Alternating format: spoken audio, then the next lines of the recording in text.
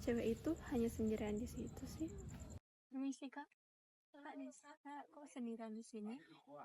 Saya mengalami stres. Saya gagal lulus skripsi, sudah 2 kali skripsi tapi gagal. Oh kalau begitu kak, bagaimana kalau besok saya akan ke rumah kakak untuk melakukan pendidikan kesehatan, bagaimana cara mengelola emosi dan stres dengan baik dan benar. Boleh?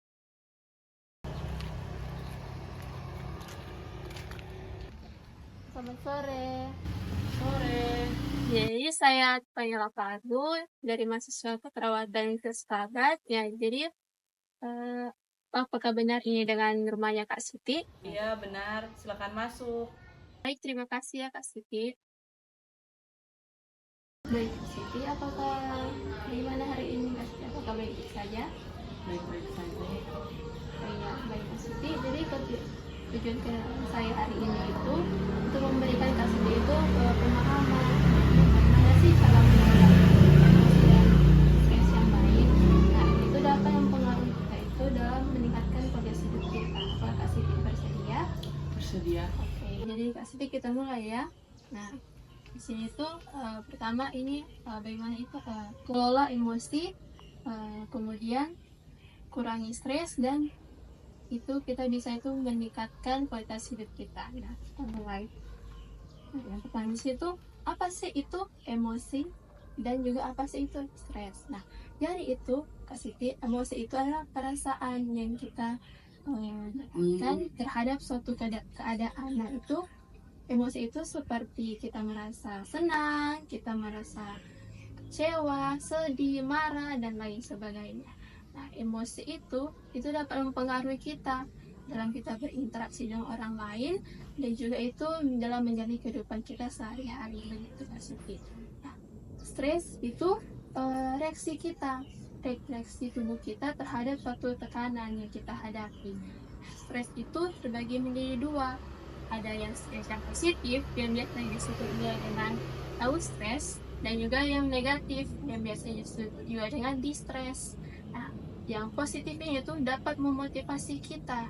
Nah, jika contohnya Kak Siti ada ujian besok, nah otomatis Kak Siti itu pasti akan merasa ada tekanan yang dirasakan. Nah, itu dapat memotivasi Kak Siti itu untuk belajar lebih baik lagi sehingga dapat mendapatkan hasil yang baik. Nah, berbeda dengan distress yang negatif, ini itu dapat merusak kesehatan mental kita dan juga fisik. Contohnya ketika kita itu mendapat kritikan dari orang lain. Nah, ini itu bukannya Kak Siti menerima dan memperbaiki diri, malah tuh Kak Siti merasa kecewa, sedih, bahkan marah kepada orang. Nah, baik itu merupakan tanda-tanda Kak Siti itu mengalami stres yang tidak baik. Nah, cara mengolahnya itu nih, Kak Siti bisa lihat itu. Yang pertama itu Kak Siti bisa menerapkan itu, Kak Siti itu menenangkan diri Kak Siti. Nah, itu dapat melakukan itu latihan pernapasan dalam, kemudian meditasi ataupun yoga.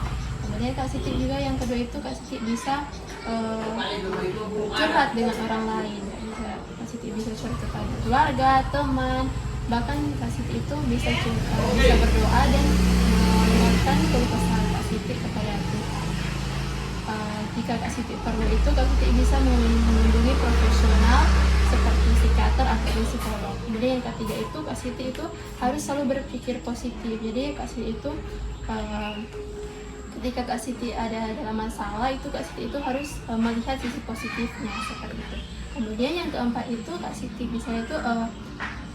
bisa olahraga secara teratur. Nah, minimal itu Kak Siti 30 menit per hari. Kak Siti bisa melakukan olahraga yang santai seperti jalan kaki ataupun senam.